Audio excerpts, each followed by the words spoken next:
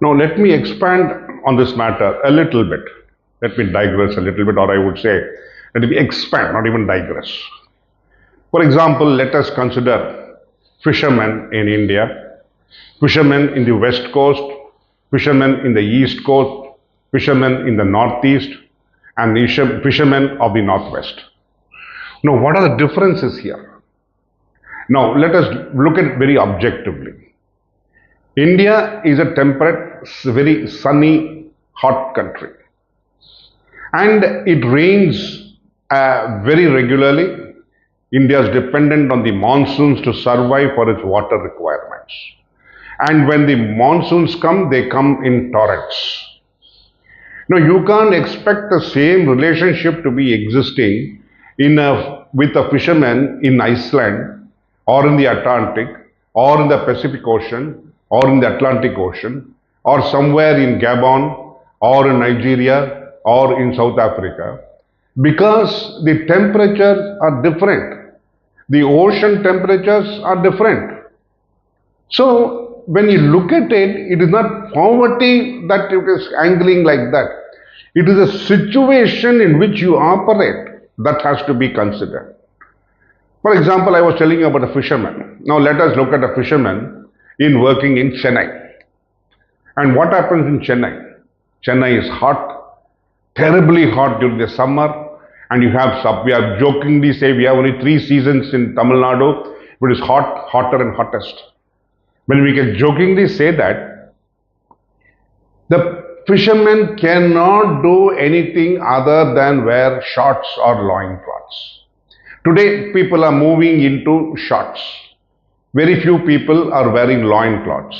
But there are fishermen in the south who still use small catamarans in which they tie a loincloth and they go around fishing. Now, why is the reason? Why are they so dark? They are working in the sun. The sun beats down very powerfully during the summer. And even in the winter, it is still hot in the sea.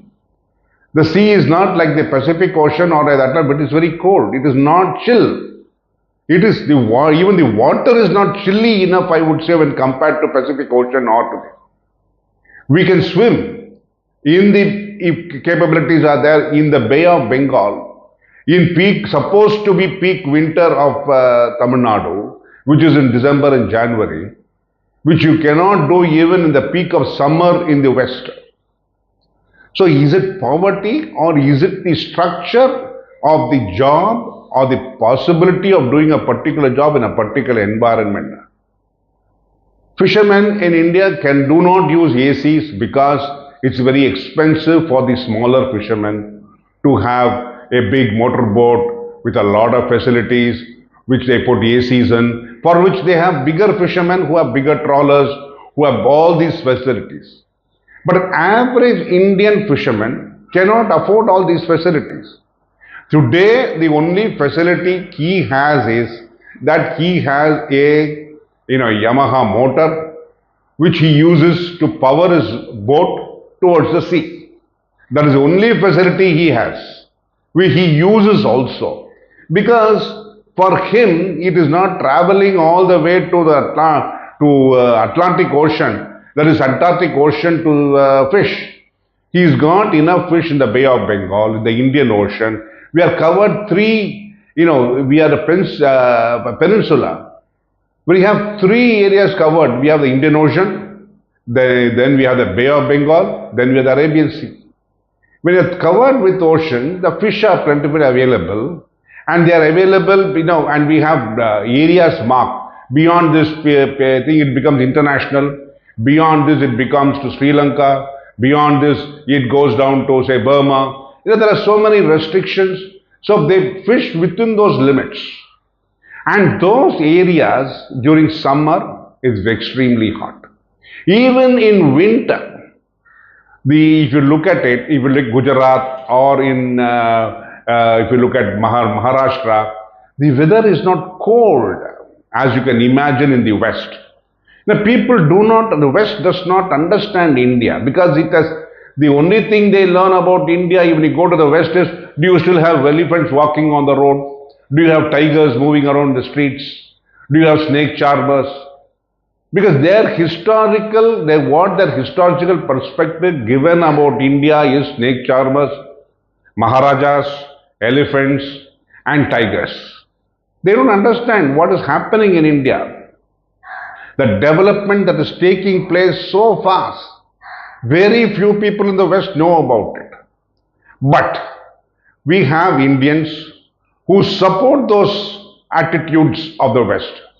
The same historical, I would say, Victorian age thinking still pervades a few sections of the society, making India a very difficult part, supposed to be still a poverty stricken, still a what you call a place where you do not have leaders, where you don't have technical capabilities. These are the few aspects which need to be corrected.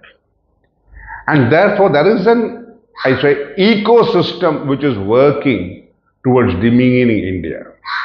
Because we do not take the right history to the world.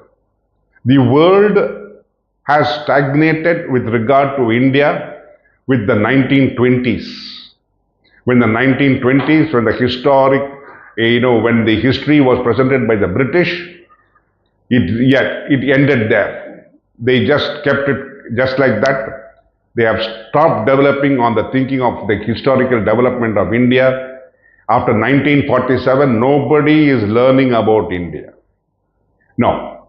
Therefore, India is changing. People have to understand that India is not snake charmers, they are not elephants, they are not tigers on the road. There are people who are working in high technical capabilities. I'll come to that later, what we have achieved over a period of time. Over the past 75 years, how much India has grown, how much India has contributed to the world, how much India has developed. A lot of things is happening and it will continue to happen and will continue to grow. Therefore, the point which I am trying to say is, let us get rid of that ecosystem, the British way of thinking that India cannot do what the West can do or challenge the world. China has proved itself, India is capable of proving itself, and unless we fight that ecosystem which tries to demean Indians per se, which still treats India as a land of loincloths and tigers and elephants and snake charmers, unless we Indians join our hands together and fight that ecosystem which is trying to destroy the fabric of India, keeping still what was there in 1815, talking about Macaulay, we still talk about Macaulay's talk, we still talk about Warren Hastings, we still talk about others. When we have to get out of that system, they were using the India for a particular purpose and they left India in the lurch. Today, throw them out. They ruled India. Today they are out. They do not exist today. And when we have that kind of power within ourselves, when 75 years we are challenging the world, we are now the 5th largest economy, growing into the 4th largest economy in a short time, and next we are going to become the 3rd largest economy by another couple of years. Think about it. Fight this ecosystem. Fight those people who are trying to demean India. Fight those people who are trying to break up India, keeping the 1850s records of the missionaries and their thought processes. Kill them. Kill the idea. Not the people, I'm sorry. Kill the idea which they are trying to spread. The idea should be that we are Indians. We can stand up together. We can fight that ecosystem which does not accept India as a growing, developed nation. We are there. We can prove it. We have proved it time and again. We have the largest today, the world's largest service centers. We service the world with regard to computers. We service the world with regard to personal action, with regard to intercommunication with people who want to service their computers. Wipro, I repeat, Wipro, TCS, Infosys, they are so big. They are some of the largest challengers in the world for service-oriented activities in the world. So I think we are there. Let us take it forward, and I'm sure we can beat the world shortly. Thank you.